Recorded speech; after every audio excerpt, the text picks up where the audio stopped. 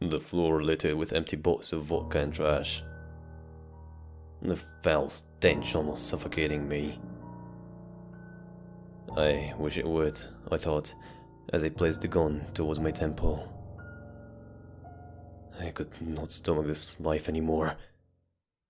I pulled the trigger. The world around me descended into nothing but darkness. I awoke disoriented a few moments later, slumped over my dining room table with an agonizing headache. I squinted my eyes to attempt to fight the pain. The entire room spun wildly as I dragged my head off the table. I forced my eyes open and saw the gun on the table next to me. I felt the area that I had shot, but could not feel the wound. It was impossible that I could have missed. I attempted to focus my eyes as the headache intensified. I eventually managed to barely look around the room. Sitting opposite me was an aging man smiling at me. At last. I have been patiently waiting here for a while. You could have at least cleaned up if you were expecting company. He laughed to himself while his eyes wandered around the room. You God? I muttered as my headache started to subside slightly. The room had started to spin less. The man sat there for a few moments contemplating the question before shaking his head. You're the devil. He smirked, brushing his long bony fingers through his matte black hair. I suppose I am what you call the devil. I reside in a world that knows nothing but evil. There is no good that comes before this. There is no savior or God. I am no more good or evil than anything else that comes out of my world. If it is easier for you to comprehend, then sure, why not? I am the devil. I take a moment to gather my surroundings.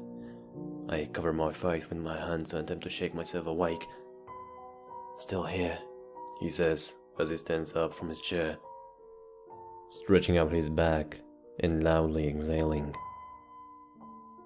Why do you people always think that killing yourself is the solution? Sometimes I get it, but with you, I don't understand. He was right. I didn't really have a reason. I was stuck in an endless cycle of depression that I had barely made any effort to get out of. I had a good life, all things considered. A few small mishaps had somehow brought me to the point of ending it all. It was a rash decision, but one that I thought was right at the time. Go on then, he expectantly said. What do you mean? Come on. Everyone always wants to ask me something. You must have a question burning in your mind that you are desperate to know the answer to. I blurted out the first thing that came to me. Is there heaven or hell? Getting straight down to it. Well, let me explain what comes before first. He picked up one of my only bottles of vodka that was not completely empty and sat back down at the table. And he got this stuff. We don't have anything like this where I come from. I suppose, I said as he took a swing from the bottle. Not bad.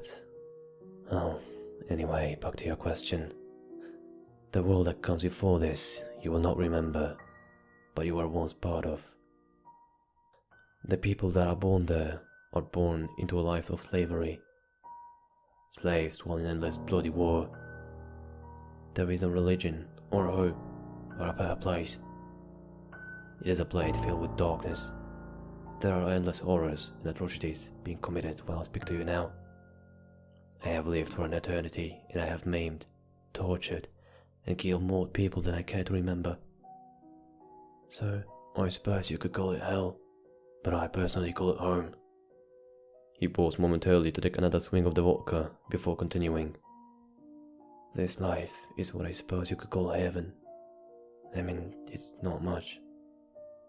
There's still suffering and pain around every corner.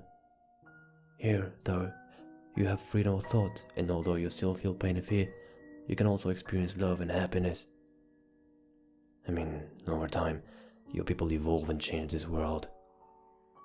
This is not the first cycle, and will not be the last. You people always manage to kill everyone off somehow. I have given you another chance at this life. If you could see a glimpse of what you have been through, you would be grateful, he said, while looking almost contempt for a few brief moments. He stood up and stared at the window at the rising sun with a look of admiration. If this is what you call heaven, where do we go after this? I asked with a desire to find out the secrets of afterlife. His demeanor changed immediately. His entire body tensed up as his eyes lingered on the sunrise. I have lived for an eternity, and I never knew I had the ability to feel fear. I come from a place where war, pain, and torture is a constant. A world of unimaginable cruelty and horror. The kind of place where even your nightmares have nightmares. I thought I have seen it all. He hesitated a little, breaking eye contact momentarily before his gaze once again met mine. His expression had changed from the rather jovial but strong and fearless character that had stood before me. He was different now. He looked worried. I once traveled to the place that comes after this one. There is no light at the end of the tunnel. I would not take ending this life lightly. But because what comes after this, even I fear.